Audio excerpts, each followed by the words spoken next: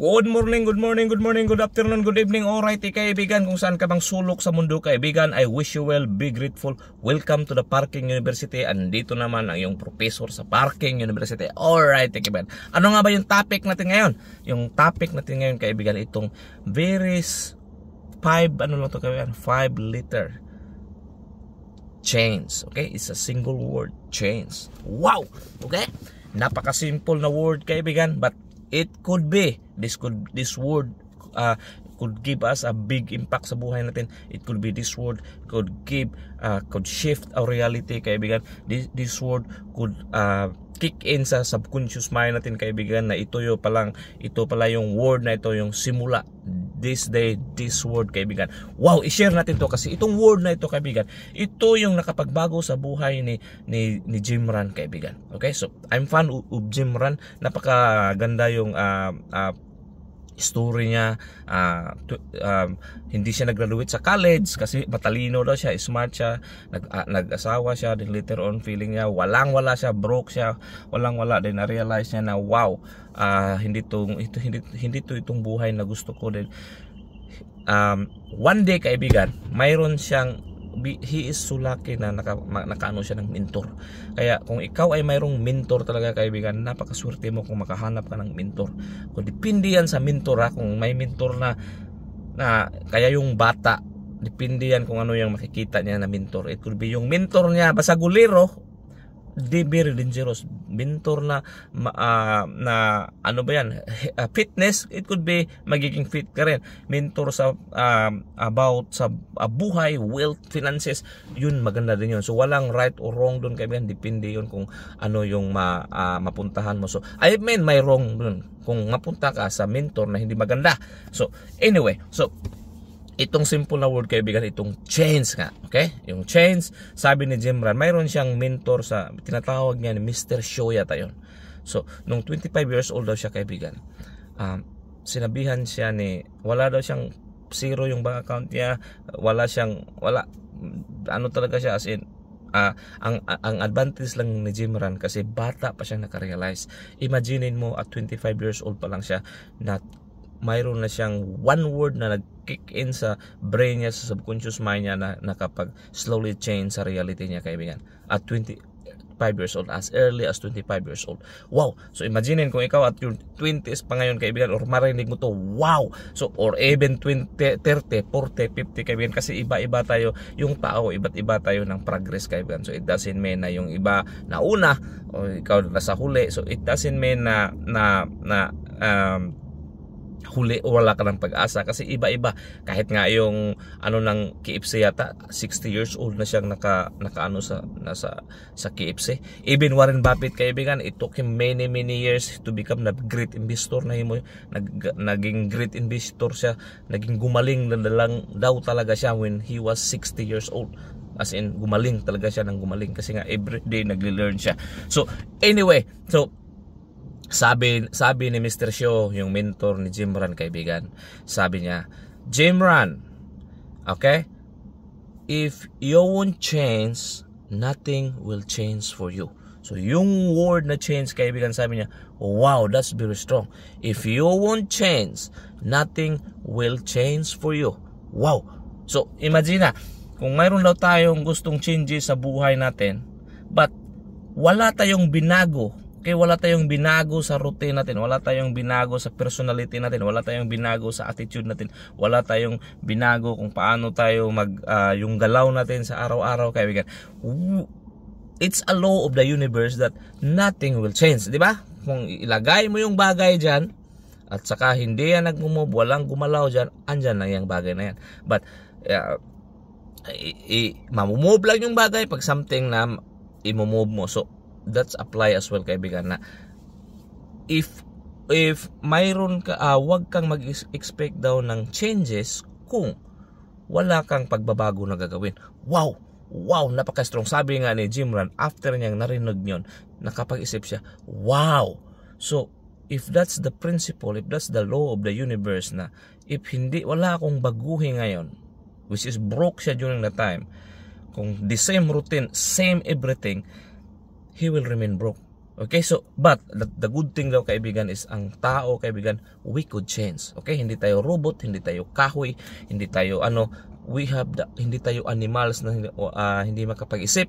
So ang parang mga isda, di ba? Yung mga salmon or yung mga bird or kaibot lagay ta mga isda pag mating time may pupuntahan sila sa south or east lang ba yon? Or bird pag iba yung weather pupunta sila sa south or east, yun. Pero yung tao kaibigan, kahit iba yung weather, may bagyo man or anything, we could go to east, west, south. So kahit saang lugar tayo, pwede tayo makamove. So yun yung advantage natin nga daw yung mga tao. So anyway, so nung narinig ngayon ni Jim Rohn, pumasok yun sa subconscious mind niya, at saka yun yung word na yun na nakapag-start,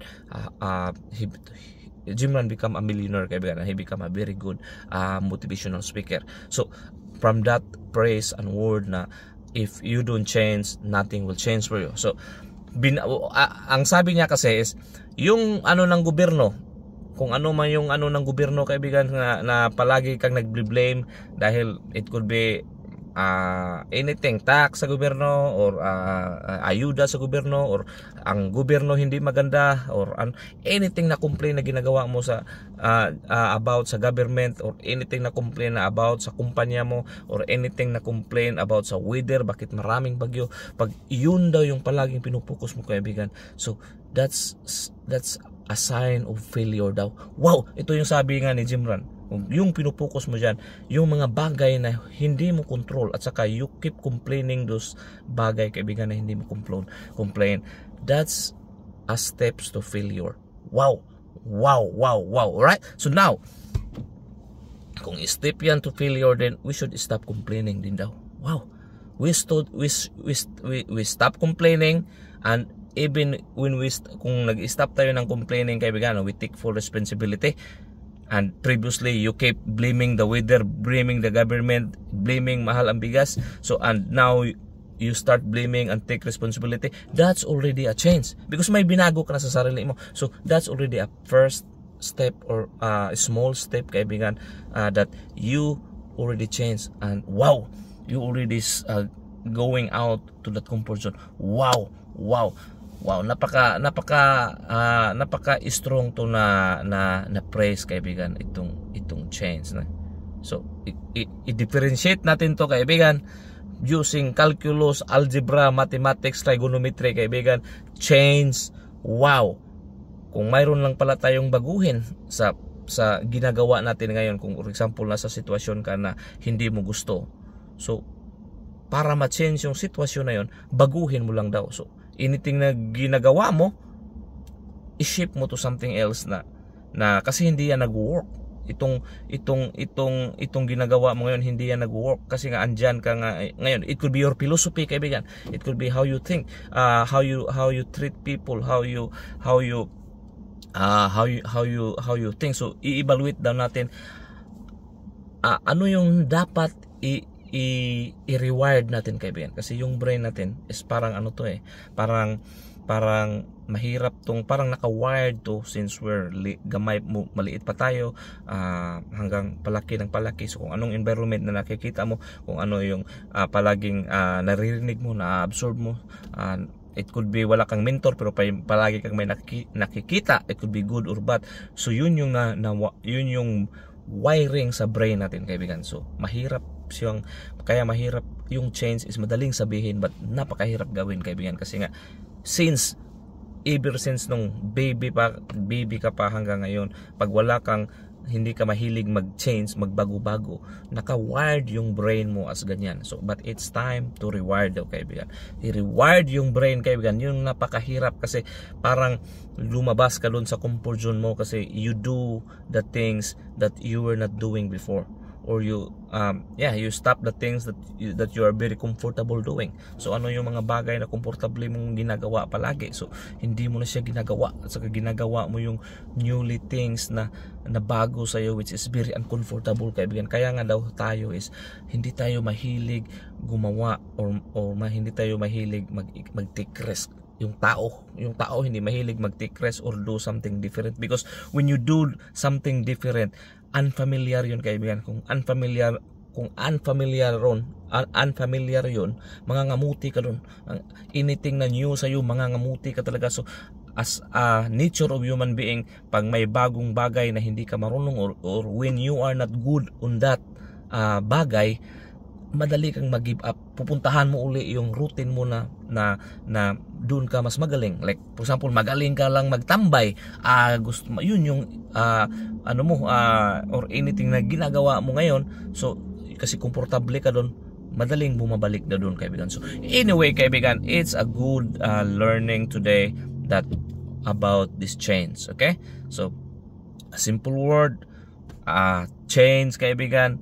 It could be bumasa man tayo ng napakaraming libro, kaibigan, napakaraming but it could be this word change, kaibigan, that it could starting today. It should kick in our subconscious mind and start and we could shape our philosophy, how we think, and that's the starting, that's the beginning of our new reality as well. Wow! Hopefully hindi ko na sayang yung oras mo, kaibigan. I wish you well. Close your eyes, open your arms, and not your legs. And this all be yours. Space, love, good health, abundance, all the riches in the world. Sa'yo na yan. Boom! Shakala. Nagkala-kala. Liki.